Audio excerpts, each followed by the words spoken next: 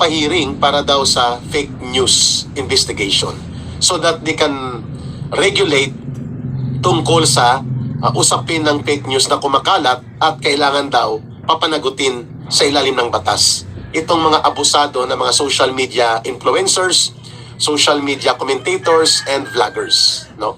So nagkaroon na sila ng pang-apat na yata itong pagtitipon nila mamaya dyan sa Pilipinas kasi Lunes pa ng gabi dito eh. Mag-aalas 8 pa na ng gabi dito sa time zone area ko. Mag-aalas 8 pa na ng gabi dito sa time zone area ko sa Canada.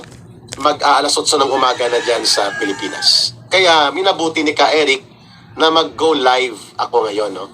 Si EB nakatanggap ng subpoena from PNP and NBI. Okay nga eh. Si EB Hugalbot yata yan no? Sa taga Cebu. No?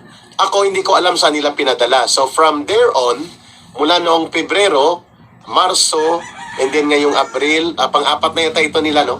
Yeah, I think pang-apat na pagpapatawag dyan sa TRICOM na isang pagsasayang ng oras at grandstanding nila as usual, kagaya ng kanilang tuwadcom na ginawa na wala namang batas na nangyari, kundi puro lang pagpapahiya, puro lang grandstanding at pagwawaldas sa pundo ng bayan at iskandalusong pagpapakita ng abusadong paggamit ng kapangyarihan or the weaponization of Congress as an instrument for political harassment and persecution, lalo na po laban sa mga political enemies ng Administrasyong Marcos Romualdez. Okay. Una sa lahat po, bakit ko sinasabi at bakit ko ba tinawag na kangaroo court ang mga hearing na ginagawa kapag nandyan po ang mga kagaya ni Pimentel. Naku, taga Surigao din ito. Si Congressman Pimentel, kagaya ni Paduano, na tinatawag kong ex-NPA Caldero na naging bodyguard at bata-bata yan ng mga sinderong politiko at mga malalaking Panginoong may lupa sa Negros. Kaya nagkaroon siya ng party list na abang lingkod. Hindi naman naglilingkod sa mga abang mamamayan para naman sa kanyang interest na personal, no? Naging politiko na rin. Kung nandyan sila Akop na parang hindi naging police general kung umasta at napakahambog kapag nandyan sa loob ng kamara na parang gusto niyang duruin, insultuhin at takot-takutin ang mga resource persons sa sinasabi nilang so-called legislative inquiry in aid of legislation daw. Okay. Ang mga kagaya ni banal na aso Santong Kabayo Benny Abante na kung si Congressman Marcoleta pa mag-describe ay isang bulaang propeta, no? Nagsasanto-santuhan, ginagamit ang mga maskara ng Biblia at simbahan niya, mga lalo na babae na mga resource persons, kagaya ng ginawa niya kay MJ Kiambao at kay Crisit, no? So nung mga nakaraan pa na ginagawa niya rin palagi. Itong artista na hindi naman sumikat na laos lang, na nagpapakilalang pwede naman daw siya maging kapareho ng mga abogado sa kaalaman, basta mag-Google search lang siya.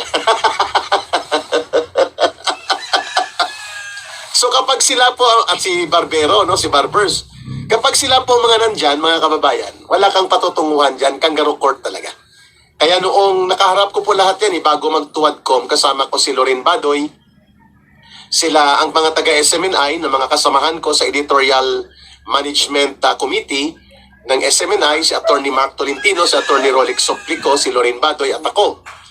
At sa 2 o 3 mga hearing na dinaluhan ko, talagang nagbabanggaan po kami dyan hanggang sa hindi na nila makakayanan na magkaroon ng malakas ang loob ang pagpapahayag at kinokontra ang kanilang brazen display of abuse of power and their acts similar to lawless acts that they pretend and act to be above the law and they do not recognize any constitutional provisions that pertain to the protection of fundamental rights of resource persons.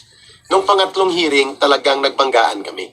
At yan pong kumakalat ngayon na videos, mga video clip tungkol sa pagtawag ko sa kanila na kangaroo court. Ang kangaroo court po, ginagamit yan as an informal reference.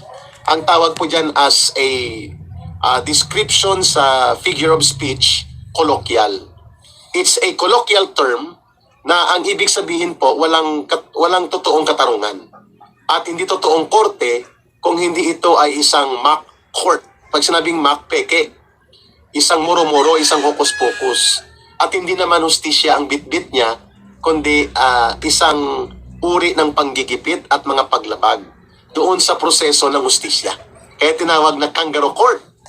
Ginamit yan sa mga psy-war operations o psychological warfare sa propaganda counter operations ng AFP, ng gobyerno, laban sa NPA, na kung saan kapag kinuha ka ng NPA, wala nang tanong-tanong, dudukutin kapag pinagdudahan kanila na nakikipagsabuatan ka o nagiging bahagi ka ng military network as informer, o kaya ikaw ay lumalaban sa kanila sa baryo o sa lugar na nandyan ang NPA, dudukutin.